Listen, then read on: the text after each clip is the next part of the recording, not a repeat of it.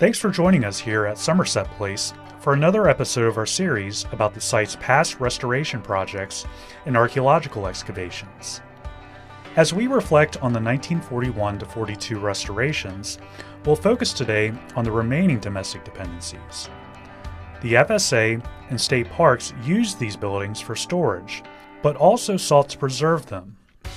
In the early 20th century, the dairy was converted into a generator room that supplied electricity to the site.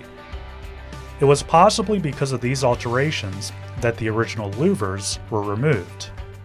WPA workers installed all new louvers, many of which came from lumber they salvaged from other original plantation buildings.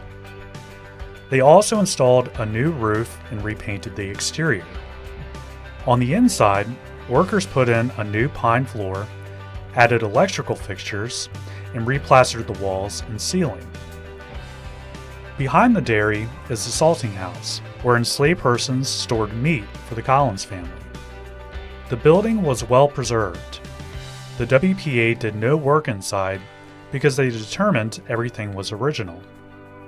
On the outside, workers replaced some of the siding, repointed the original brick foundation, installed a new roof, and repainted the exterior.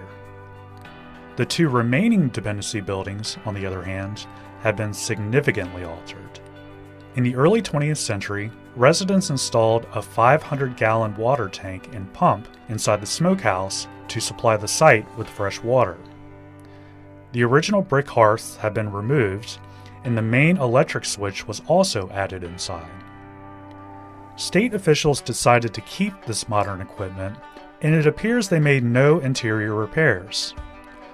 But they had to install a new shingle roof, new siding, and new corner boards on the exterior.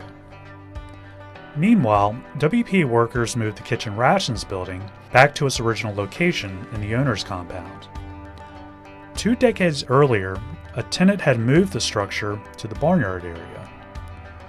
Workers set the building on new brick piers built atop the original footings. They also removed the weatherboard on the west elevation to repair portions of the other sides.